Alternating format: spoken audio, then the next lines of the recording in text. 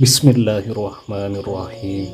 Assalamualaikum warahmatullahi wabarakatuh. Alhamdulillah kita bisa berjumpa kembali dengan para sahabat Mahfad Doa Channel. Semoga senantiasa kita dirahmati oleh Allah Subhanahu wa Ta'ala serta dilancarkan rezekinya. Amin.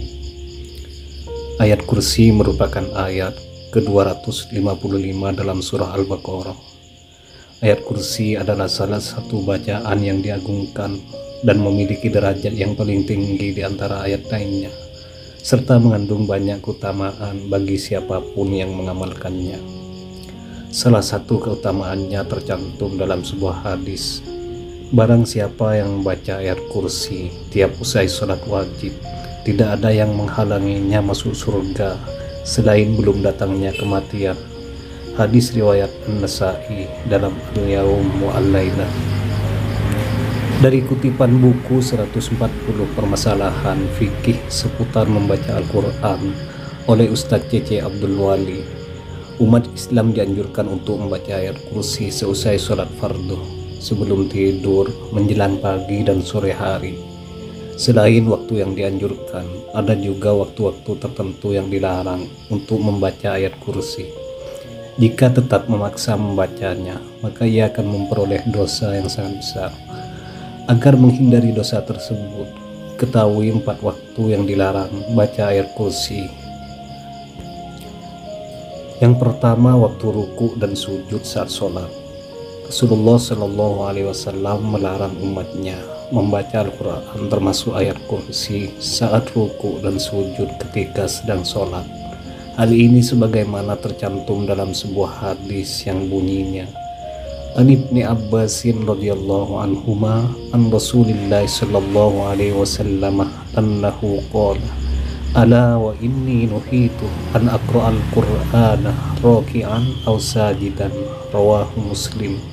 Artinya, Rasulullah melarang membaca Al-Quran saat ruku dan sujud. Hadis riwayat Muslim. Yang kedua, waktu sedang di kamar mandi. Saat berada di kamar mandi dilarang untuk membaca ayat kursi dan ayat-ayat lain Al-Quran. Seperti diketahui, Al-Quran merupakan kitab suci pedoman umat Islam yang perlu dijaga dan dirawat kesuciannya. Yang ketiga, waktu saat sedang menanggung hadas besar. Hadas besar yang dimaksud adalah haid, nisaf, atau berjunub. Ketika seseorang sedang dalam kondisi tersebut, maka dilarang baginya untuk membaca Al-Quran termasuk ayat kursi, kecuali membacanya di dalam hati. Larang tersebut tercantum dalam sebuah hadis. Wanita haid dan orang yang junub tidak boleh membaca Al-Quran walaupun satu ayat. Hadis riwayat Imam Tirmidzi. Yang terakhir atau yang keempat, waktu keadaan mengantuk. Saat sedang mengantuk dilarang untuk membaca ayat kursi karena dikhawatirkan akan muncul kesalahan. Jika sedikit saja ada kesalahan dalam membaca ayat Al-Quran, maka itu akan mengubah arti atau maksud bacaannya. Larangan tersebut tercantum dalam sebuah hadis. Apabila salah satu dari kalian bangun malam sehingga bacaan Al-Qurannya menjadi kacau sampai dia tidak sadar apa yang dia baca, hendaknya dia tidur. Hadis riwayat Imam Nawawi, Muslim, dan Ibnu Majah.